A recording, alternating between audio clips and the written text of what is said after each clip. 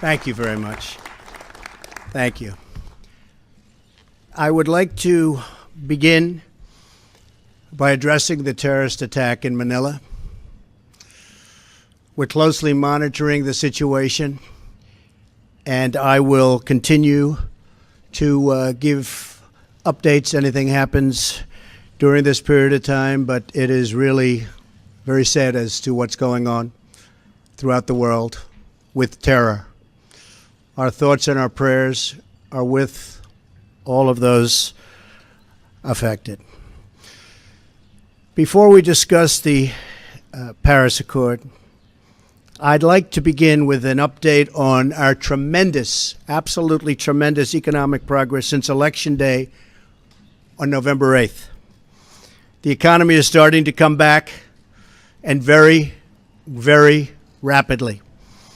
We've added $3.3 trillion in stock market value to our economy and more than 1 million private sector jobs.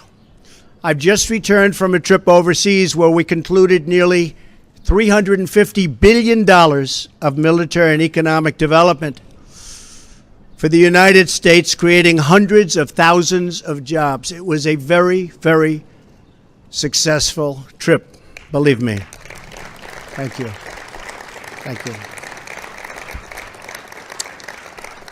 In my meetings at the G7, we have taken historic steps to demand fair and reciprocal trade that gives Americans a level playing field against other nations. We're also working very hard for peace in the Middle East, and perhaps even peace between the Israelis and the Palestinians. Our attacks on terrorism are greatly stepped up, and you see that. You see it all over. From the previous administration, including getting many other countries to make major contributions to the fight against terror. Big, big contributions are being made by countries that weren't doing so much in the form of contribution. One by one, we are keeping the promises I made to American people during my campaign for president. Whether it's cutting job-killing regulations, appointing and confirming a tremendous Supreme Court justice, putting in place tough new ethics rules, achieving a record reduction in illegal immigration on our southern border, or bringing jobs, plants, and factories back into the United States at numbers which no one until this point thought even possible. And believe me, we've just begun. The fruits of our labor will be seen very shortly, even more so.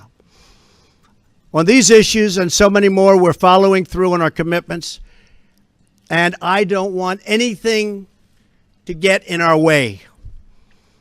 I am fighting every day for the great people of this country. Therefore, in order to fulfill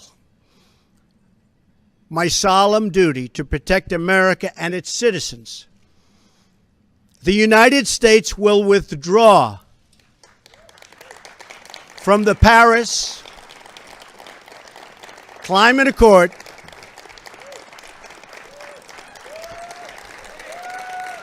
Thank you.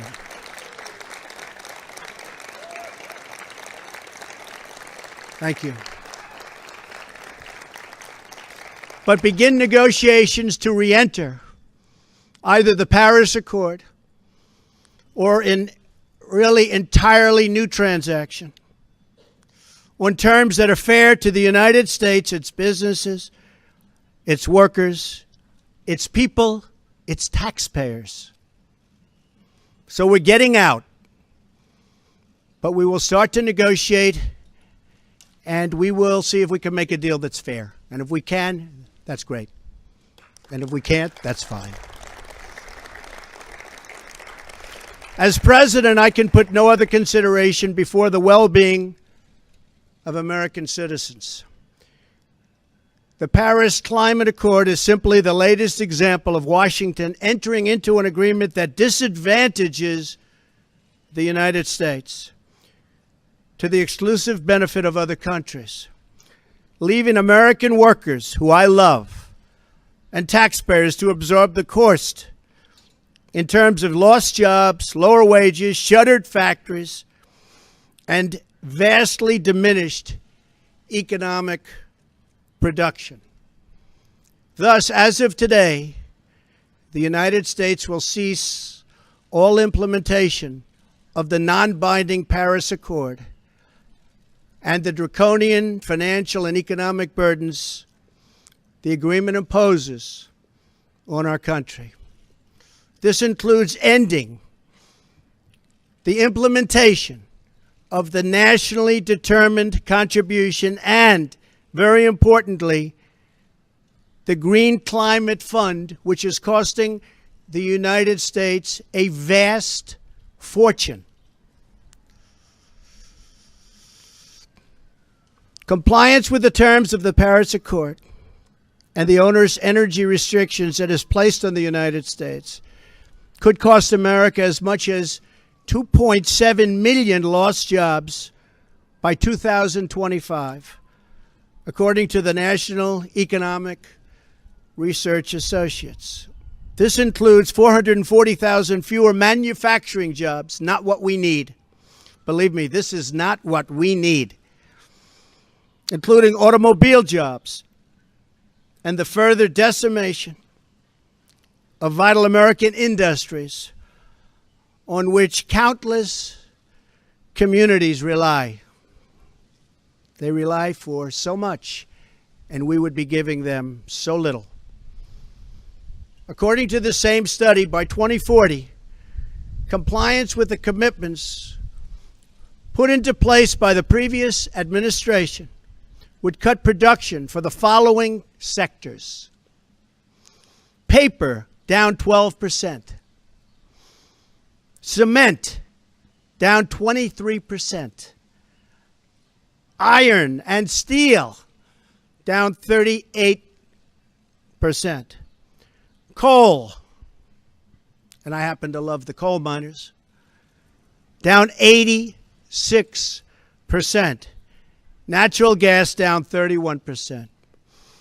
The cost to the economy at this time would be close to $3 trillion in lost GDP and 6.5 million industrial jobs, while households would have $7,000 less income, and in many cases, much worse than that. Not only does this deal subject our citizens to harsh economic restrictions, it fails to live up to our environmental ideals. As someone who cares deeply about the environment, which I do, I cannot in good conscience support a deal that punishes the United States, which is what it does. The world's leader in environmental protection, while imposing no meaningful obligations on the world's leading polluters. For example, under the agreement, China will be able to increase these emissions by a staggering number of years, 13. They can do whatever they want for 13 years, not us. India makes its participation contingent on receiving billions and billions and billions of dollars in foreign aid from developed countries. There are many other examples, but the bottom line is that the Paris Accord is very unfair at the highest level to the United States. Further, while the current agreement effectively blocks the development of clean coal in America, which it does, and the mines are starting to open up. We're having a big opening in 2 weeks.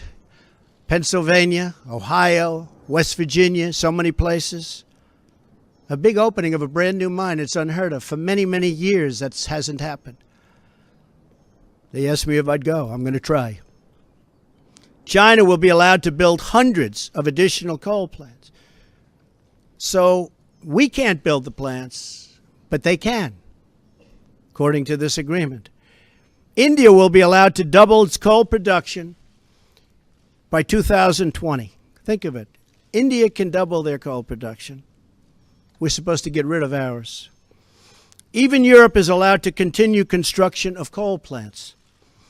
In short, the agreement doesn't eliminate coal jobs. It just transfers those jobs out of America and the United States and ships them to foreign countries.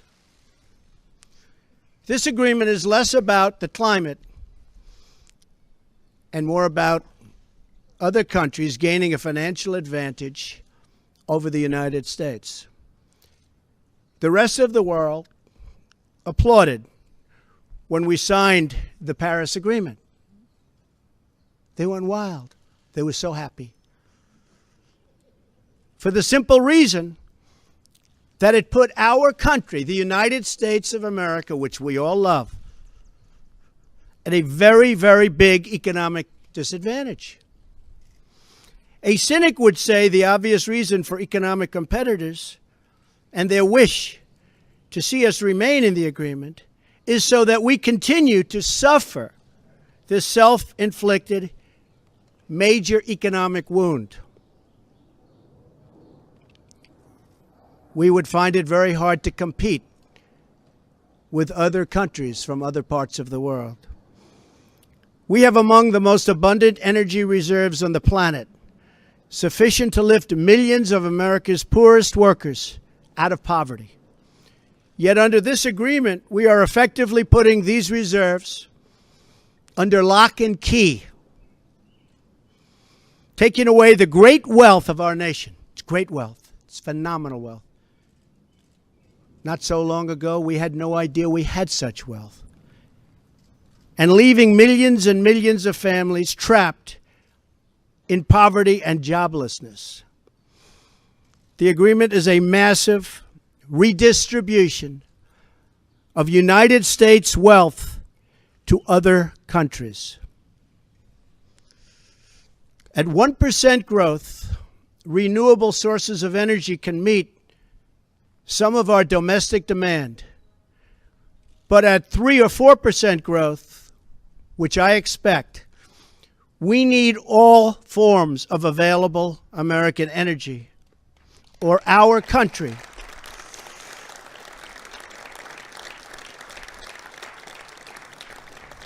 will be at grave risk of brownouts and blackouts. Our businesses will come to a halt in many cases, and the American family will suffer the consequences in the form of lost jobs and a very diminished quality of life. Even if the Paris Agreement were implemented in full, with total compliance from all nations, it is estimated it would only produce a 0.2 of 1 degree, think of that, this much Celsius reduction in global temperature by the year 2100. Tiny, tiny amount.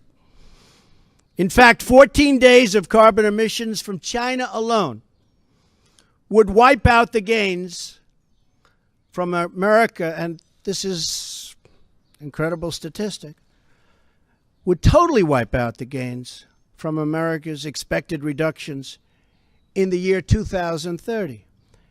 After we have had to spend billions and billions of dollars, lost jobs, closed factories, and suffered much higher energy costs for our businesses and for our homes.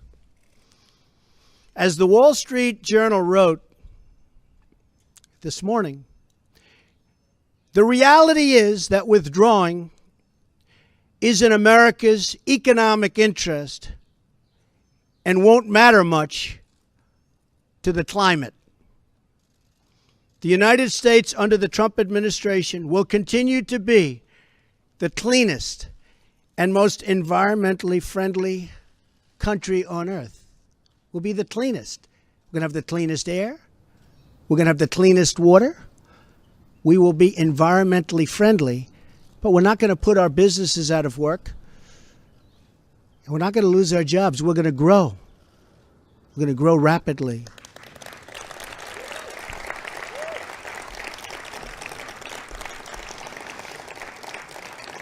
And I think you just read, it just came out minutes ago, the Small Business Report. Small businesses, as of just now, are booming, hiring people. One of the best reports they've seen in many years. I'm willing to immediately work with Democratic leaders to either negotiate our way back into Paris under the terms that are fair to the United States and its workers, or to negotiate a new deal that protects our country and its taxpayers.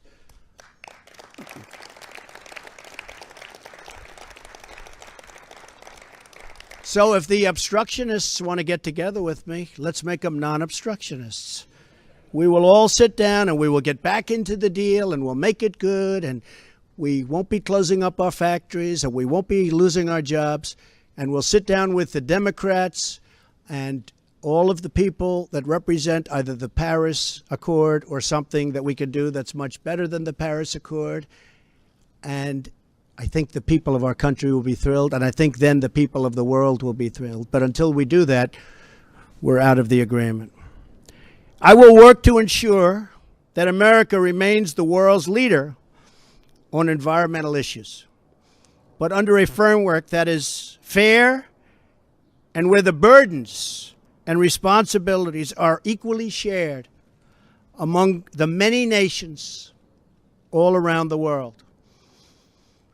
No responsible leader can put the workers and the people of their country at this debilitating and tremendous disadvantage. The fact that the Paris deal hamstrings the United States while empowering some of the world's top polluting countries should dispel any doubt as to the real reason why foreign lobbyists wish to keep our magnificent country tied up and bound down by this agreement. It's to give their country an economic edge over the United States. That's not going to happen while I'm president. I'm sorry.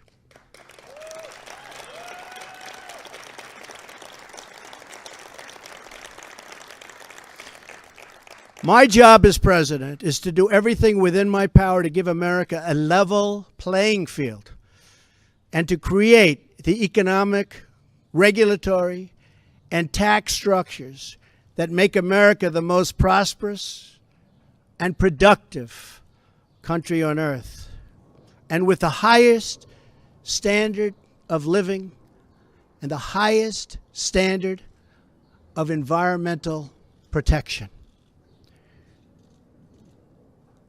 Our tax bill is moving along in Congress, and I believe it's doing very well. I think a lot of people will be very pleasantly surprised. The Republicans are working very, very hard. We'd love to have support from the Democrats, but we may have to go it alone, but it's going very well. The Paris Agreement handicaps the United States economy in order to win praise from the very foreign capitals and global activists that have long sought to gain wealth at our country's expense. They don't put America first. I do, and I always will.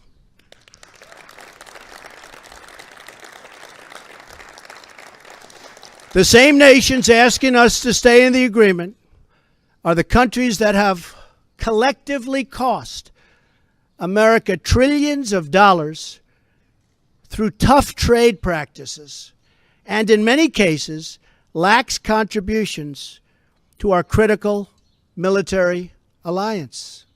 You see what's happening. It's pretty obvious to those that want to keep an open mind. At what point does America get demeaned? At what point do they start laughing at us as a country? We want fair treatment for its citizens, and we want fair treatment for our taxpayers. We don't want other leaders and other countries laughing at us anymore, and they won't be. They won't be. I was elected to represent the citizens of Pittsburgh, not Paris.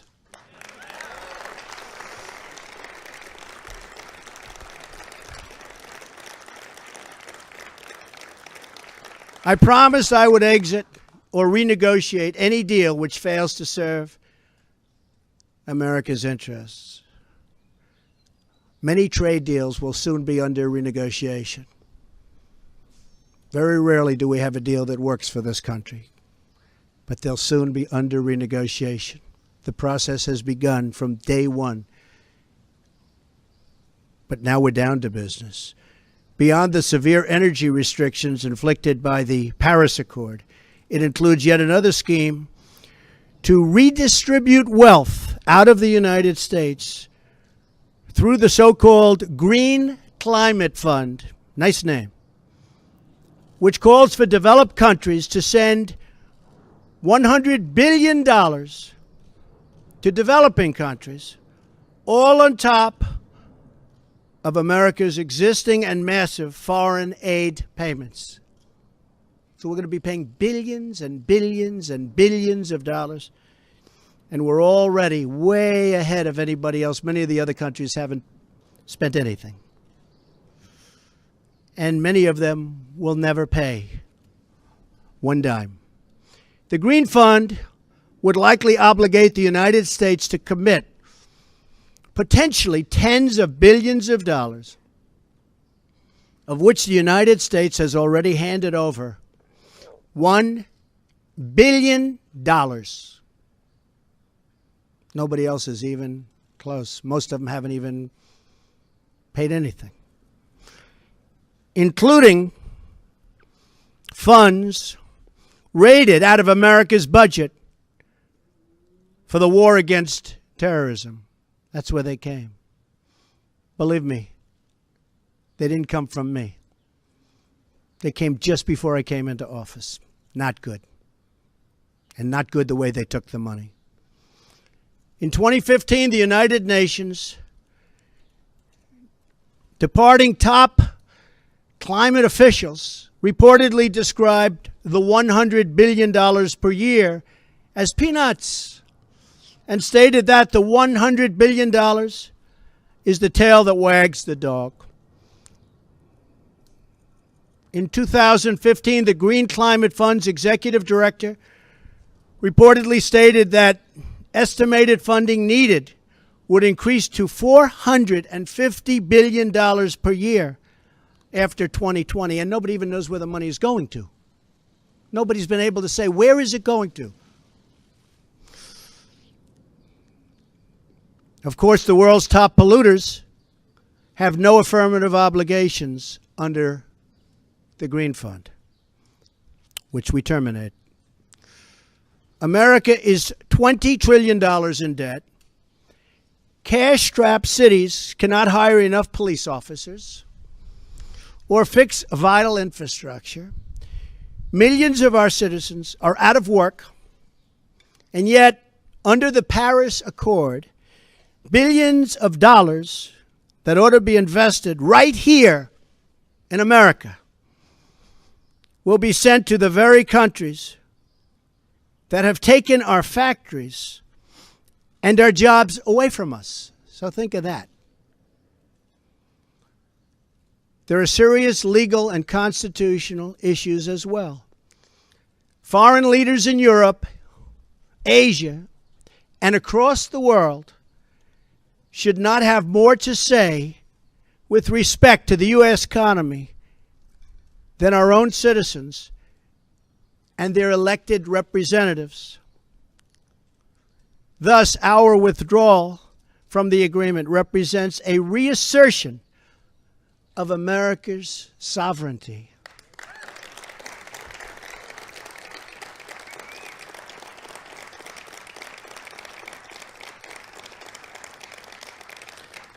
Our Constitution is unique among all nations of the world, and it is my highest obligation and greatest honor to protect it, and I will. Staying in the agreement could also pose serious obstacles for the United States as we begin the process of unlocking the restrictions on America's abundant energy reserves, which we have started very strongly. It would once have been unthinkable that an international agreement could prevent the United States from conducting its own domestic economic affairs. But this is the new reality we face if we do not leave the agreement or if we do not negotiate a far better deal. The risks grow as historically these agreements only tend to become more and more ambitious over time. In other words, the Paris framework is just a starting point, as bad as it is, not an end point. And exiting the agreement protects the United States from future intrusions on the United States' sovereignty and massive future legal liability. Believe me, we have massive legal liability if we stay in. As president, I have one obligation, and that obligation is to the American people. The Paris Accord would undermine our economy, hamstring our workers, weaken our sovereignty, impose unacceptable legal risk, and put us at a permanent disadvantage to the other countries of the world. It is time to exit the Paris Accord.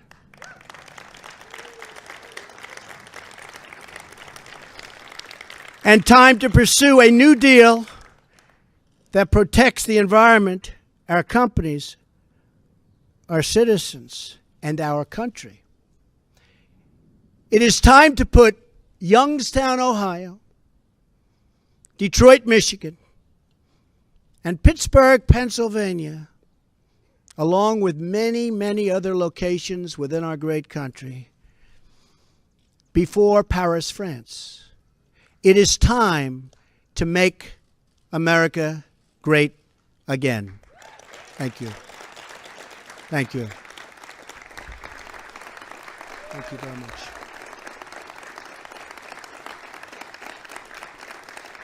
Thank you. Thank you very much.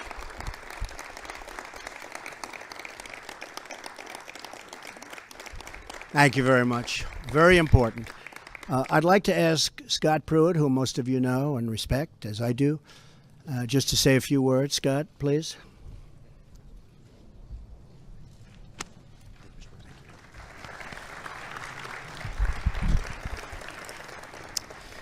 Thank you, Mr. President. Your decision today to exit the Paris Accord reflects your unflinching commitment to put America first. And by exiting, you're fulfilling yet one more campaign promise to the American people. Please know that I'm thankful for your fortitude, your courage, and your steadfastness as you serve and lead our country. America finally has a leader who answers only to the people, not to the special interests who have had their way for way too long. In everything you do, Mr. President, you're fighting for the forgotten men and women across this country. You're a champion for the hardworking citizens all across this land who just want a government that listens to them and represents their interest. You have promised to put America first in all that you do. And you've done that in any number of ways, from trade to national security to protecting our border to right-sizing Washington, D.C. And today you've put America first with regard to international agreements and the environment. This is an historic restoration of American economic independence, one that will benefit the working class, the working poor, and working people of all stripes. With this action, you have declared that the people are rulers of this country once again. And it should be noted that we as a nation do it better than anyone in the world in striking the balance between growing our economy, growing jobs, while also being a good steward of our environment. We owe no apologies to other nations for our environmental stewardship. After all, before the Paris Accord was ever signed, America had reduced its CO2 footprint to levels from the early 1990s. In fact, between the years 2000 and 2014, the United States reduced its carbon emissions by 18+%. And this was accomplished not through government mandate, but accomplished through innovation and technology of the American private sector. For that reason, Mr. President, you have corrected a view that was paramount in Paris, that somehow the United States should penalize its own economy, be apologetic, lead with our chin, while the rest of the world does little. Other nations talk a good game. We lead with action, not words.